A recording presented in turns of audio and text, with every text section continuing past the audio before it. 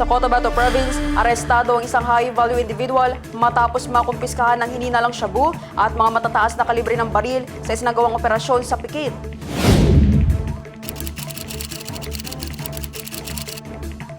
Kinilalang naaresto ang suspect alias na Chico, 50 years old, residente ng Barangay Poblasyon, Pikit. Isinagawa ng mga otoridad ang re-implementation ng search warrant na nagresulta sa pagkakaaresto ng suspect noong July 20. Nakumpiska sa operasyon ng 14 sachets ng hininalang shabu na may kabuang timbang na 15 grams at tinatayang Dangerous Drugs Board value na 102,000 pesos, bukod pa sa isang wallet at isang cellular phone.